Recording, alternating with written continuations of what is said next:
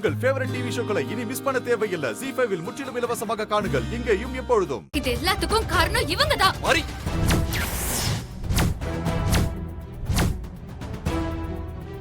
Husband Sarkar accident ஆனது, ஸ்ரீஜா புடவை தீ பிடிச்சது, இப்ப என் குழந்தைக்கு இப்படி ஆனதுன்னு இது எல்லாத்துக்கும் காரணம் இவங்க தான். பார்த்த மாதிரியே சொல்றாளே. மாறி, மாறி, மாறி, என்ன நீங்க பேசாம இருங்க ஹஸ்பண்ட் சார். இவங்க இந்த வீட்டுக்கு வந்ததுக்கு அப்புறம் தான் இந்த மாதிரி அசம்பாவிதம் எல்லாம் நடக்குது. இது எல்லாத்துக்கும் காரணம் இவங்க தான். சோலிய முடிச்சிருவா போல இருக்குது. இவங்க என் குழந்தைய கொல்ல பாக்குறாங்க. என் குழந்தைய இவங்க கொல்ல பாக்குறாங்க ஹஸ்பண்ட் சார். மாறி, என்னாச்சு உனக்கு? இப்போதைக்கு சம்பந்தமே இல்லாம மாயம்மா மேல கோவப்படுற. அவங்க மனசு எவ்வளவு கஷ்டப்படும் நினைச்சு பாத்தியா? பாரு மாப்ள, பாவம் மாதாஜி, அவங்க முகம் எப்படி வாடி போச்சுன்னு பாரு. மாறி எப்படி எல்லாம் பேசுறா பாரு. இல்ல ஹஸ்பண்ட் சார், நான் இது நாள் வரைக்கும் யார் மனசையும் காயப்படுத்துற மாதிரி பேசியிருக்கேனா? இல்ல அப்படி நடந்திருக்கேனா? நான் சம்பந்தம் இல்லாம எதையுமே சொல்லல.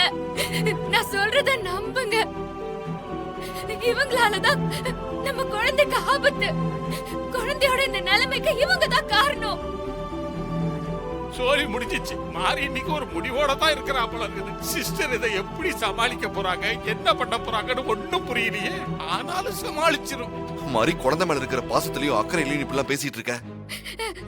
மாறி, இவங்க தாரமா இல்ல மாயம்மா, அத முதல்ல நீ புரிஞ்சுக்கோ. சூர்யா, மாரியால என்ன புரிஞ்சுக்க முடியலனா கூட மாரியோட தாய் பாசத்தை என்னால நல்லா புரிஞ்சுக்க முடியுது. சிஸ்டர் ஏதோ பிளான் பண்ணிட்டாங்க போல இருக்குது. அனாதையா செத்து போக கிடந்த என்ன தத்தெடுத்து உறவுகளோட வந்து வாழ்ந்து பாருங்க, அதுதான் மோட்சம்னு சொல்லி என்ன நீ இங்க கூட்டிட்டு வந்த. என்ன உன் அம்மாவாவும் தத்தெடுத்துக்கிட்ட.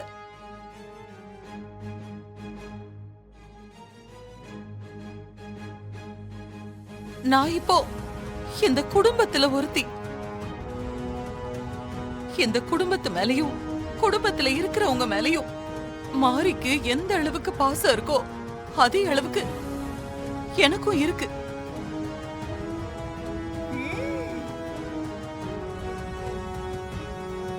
ஆனா மாரி என் மேல சந்தேகப்பட்டு என்ன தப்பா புரிஞ்சுக்கிட்டு பிஞ்சு குழந்தைய நான் கொல்ல பார்த்தேன்னு அபாண்டமா என் மேல பழிய போடுறா. இல்லம்மா, சிஸ்டர் ஆக்டிங்க பின்னில எடுக்குது. இந்த வருஷம் அவார்டு கன்ஃபார்ம். என்ன அம்மாவா நீ தத்தெடுத்ததும் குடும்பத்துல நல்லது நடக்கும்னு நினைச்சுதானே பேத்திக்கு காது குத்தணும்னு நல்ல நாள் பார்த்து கோவில்ல வச்சு ஏன் மடியில உட்கார வச்சு குழந்தைக்கு காது குத்துன. அந்த குழந்தை உயிரை போய் நான் கொல்ல பாப்பனா?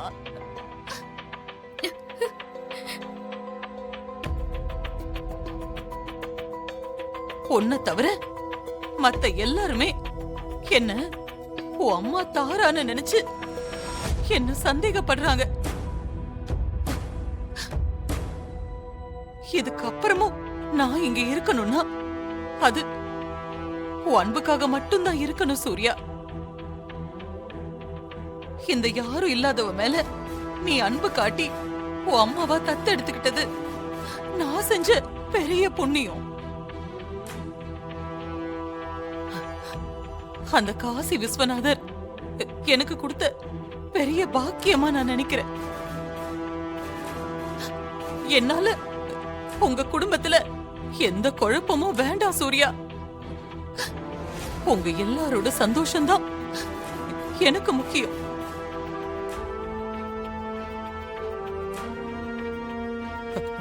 முக்கியமா மாரியோட சந்தோஷமும் நிம்மதியும் தான்ப்பா எனக்கு முக்கியம். நான் காசிக்கே திரும்பி போயிடுறேன். என்ன தடுக்காத சூர்யா. மா ப்ளீஸ் அவசரப்பட்டு எந்த முடிவு எடுக்காதீங்கம்மா. கொஞ்சம் பொறுமையா இருங்கம்மா. இல்ல சூர்யா, நான் அவசரப்பட்டெல்லாம் இந்த முடிவு எடுக்கல. நல்லா யோசிச்சுதான் இந்த முடிவை எடுத்திருக்கேன். நீங்க கொஞ்சம் பொறுமையா இருங்கம்மா. மாரி, அம்மா மனசு எவ்வளவு காயப்பட்டு இருந்தா இப்படி ஒரு முடிவை எடுத்திருப்பாங்க. ஒருவேளை மாறி குழந்தைய கோயிலுக்கு கொண்டு போய் குழந்தைய காப்பாத்திட்டா என்ன பண்றது? ஆமா சிஸ்டர், உடனே நீங்க அந்த மந்திரவாதி ஜெகன்மோகனிக்கு ஒரு போட போடுங்க சிஸ்டர். அவ ஏதாவது செய்வா. ஆமா, நேத்ராவுக்கு தகவல் சொல்லணும். நீ காரை சீக்கிரம் எடு. சரி.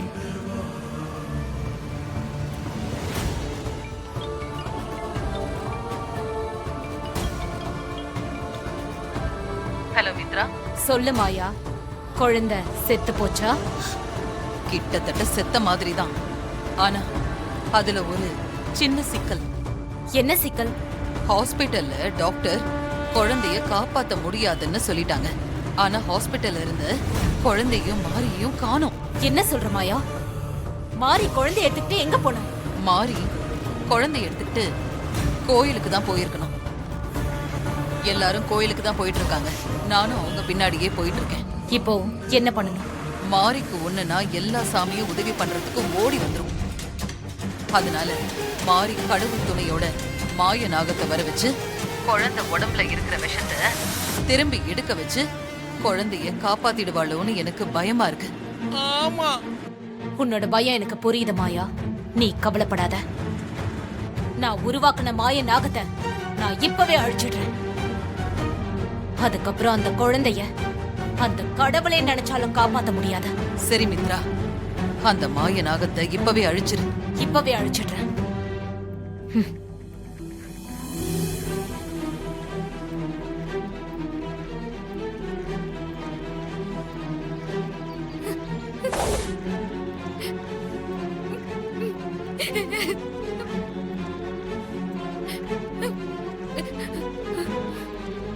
அம்மா, இந்த பிஞ்சு குழந்தை என்னம்மா பாவம் செஞ்சது? எதுக்காக இந்த குழந்தைக்கு இப்படி ஒரு நிலைமை? நான் பெத்த குழந்தை தான் என் கூட இருக்க எனக்கு கொடுத்து வைக்கல. இந்த குழந்தையையும் என்கிட்ட இருந்து பிரிச்சிடாத தாயே. பாம்போட விஷம் குழந்தையோட தலைக்கு ஏறிடுச்சு. குழந்தைய காப்பாத்தவே முடியாதுன்னு டாக்டர் சொல்லிட்டாரு. டாக்டருக்கு எல்லாம் பெரிய டாக்டர் நீதானம்மா. என் குழந்தைய எனக்கு காப்பாத்தி கொடுமா.